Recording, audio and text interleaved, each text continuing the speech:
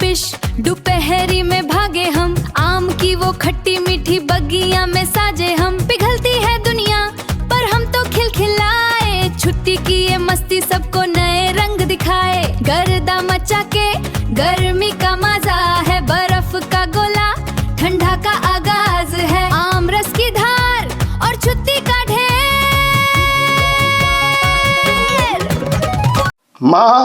माँ गर्मी के छुट्टी हो गई माँ, अब हम रोज क्रिकेट खेलब माँ। हम रोज आम खाइम, खूब आम खाइम। गोलू भैया हम रोज आइसक्रीम खाइम। हे भगवान, ये गर्मी के छुट्टी का भइल हमरा त आफत पड़ गइल। पहले पढ़ाई करो सा, होमवर्क पूरा करो तब कुछ मिली।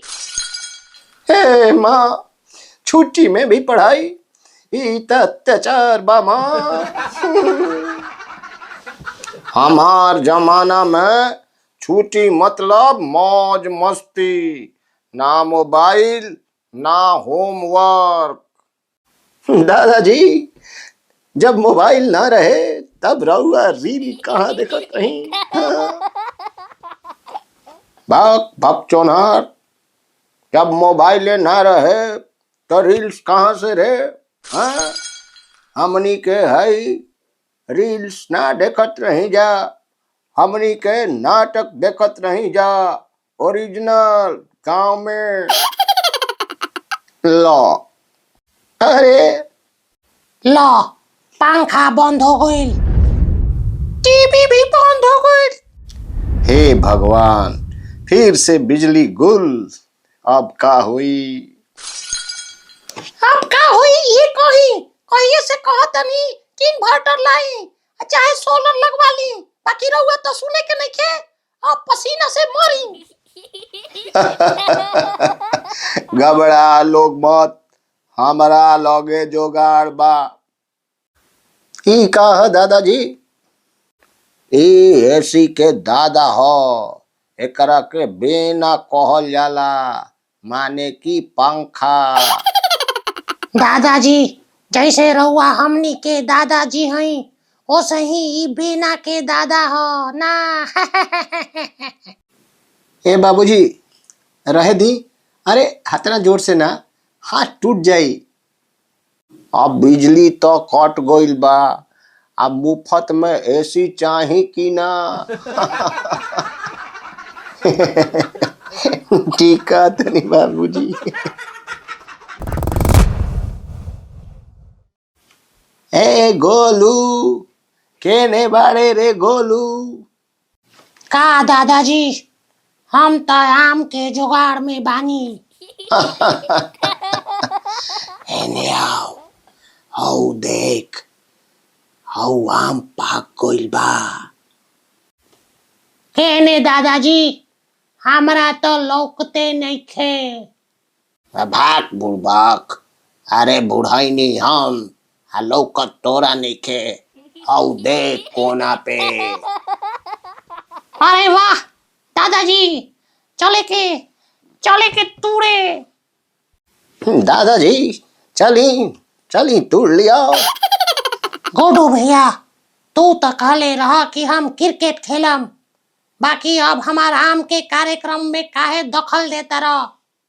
अरे गोलुआ, तू ढेर निखस बोलत, लात खइबे का?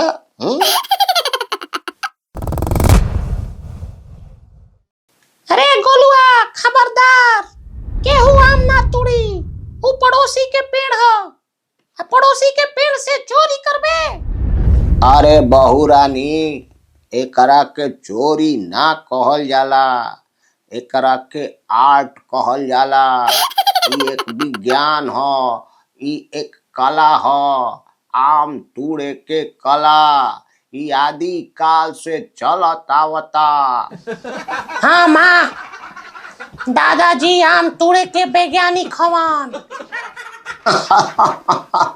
हाँ रे गोलुआ, हम गांव के आइंस्टीन हई। माई, ए माई केने बड़े? हई देख बाबूजी बुढ़ापा में का करत रे, हई देख पड़ोसी के आम में सेन लगैले।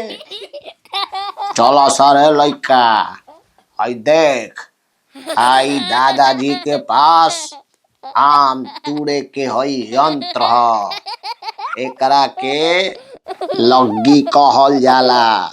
एकरा में हई जाली लगा के तब आम के तुड़ल जाई। चली दादाजी, हमार मुंह में पानी भर रहल बा। हाँ हाँ दादाजी, एकदम निशाना ठीक बा। हाँ एकदम तनी सा दाएं दाएं दादाजी। हाँ टूट गए।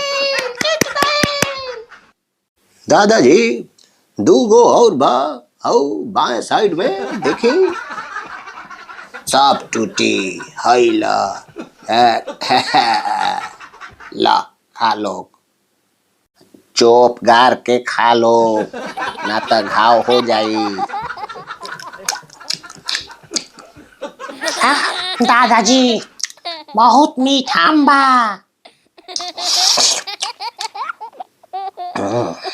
हाँ दादाजी, ई तो बहुत बढ़िया बा।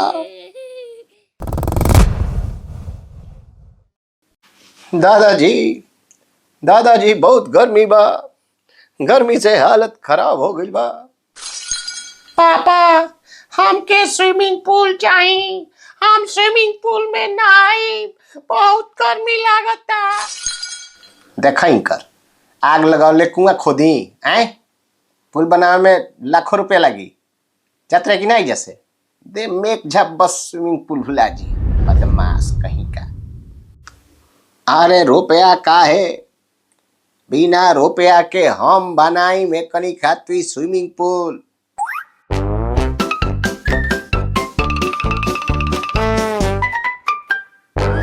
वाह दादाजी, रहुआ तो सचमुच साइंटिस्ट पानी, कितना जल्दी तैयार हो गई हमनी के स्विमिंग पूल। वाह स्विमिंग पूल, गोलू भैया चलो या। मजा आ गई गोलू भैया, मजा आ गई गोलू भैया, मजा आ गई या। हमनी के हो गई बा छुट्टी, हमनी के गर्मी के कर देनी जा छुट्टी। वाह वाह रे पिंकी, हाँ दादाजी थैंक यू। हे भगवान, ये पूरा आंगन किच किच हो गई। एकनी के स्विमिंग पूल के चक्कर में पूरा आंगन स्विमिंग पूल हो गई। अजी गोलू के पापा सुनते हैं? अरे किधर है? अरे का भइल, का चिल्लाता रू? लो लो लो, हमार मोबाइल, अरे हमार मोबाइल बचाओ, गोइल पानी में। अरे भगवान, सब किच किच कर देलन सर, एक गोलुआ।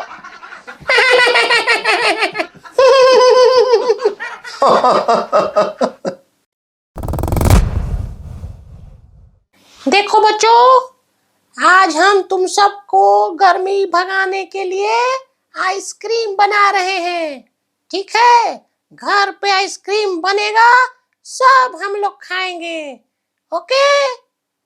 थैंक यू माँ, थैंक यू माँ।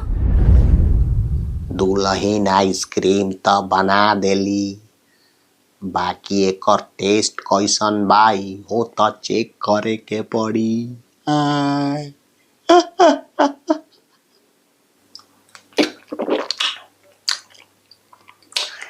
मीठा कम लागता, एमे चीनी डाल देवे के चाही।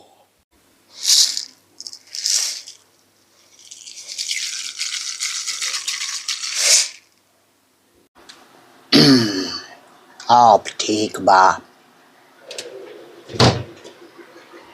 चलो बच्चों, ये लो आइसक्रीम।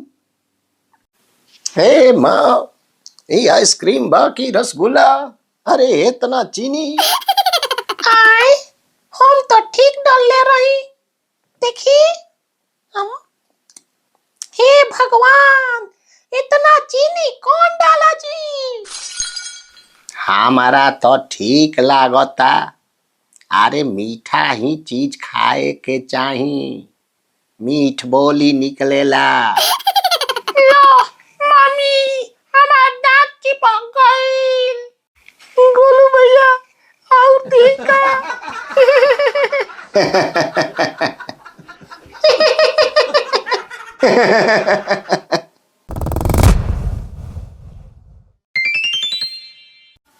ला बिजली भी आ गई। पापा लेकिन आज बिना बिजली टीवी और पंखा के भी मजा आ गई। हाँ, गर्मी के छुट्टी के मजा आ गई। हमनी के दादाजी के साथ बहुत मजा आवेला। दादाजी इज द बेस्ट। हमार दादाजी बेस्ट दादाजी। दादाजी इज द बेस्ट। हाँ बच्चों, असली खुशी परिवार के साथ छुट्टी बिताने में आती है। जब सब साथ रहते हैं तो यही खुशी दुगनी हो जाती है। हाँ तो बच्चा लोग याद रखो, माजा मोबाइल में ना परिवार में होखेला, बुझाई। तो गर्मी के छुट्टी होखे आ चाहे होखे सर्दी, जब परिवार होला साथे तो हर दिन होला मस्ती।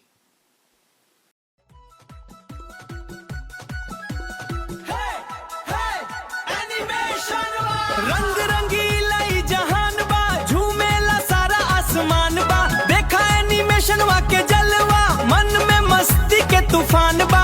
इहे असली मजा बा, एनिमेशन वा के जलवा छायल बा। इहे असली मजा बा, एनिमेशन वा के जलवा छायल बा।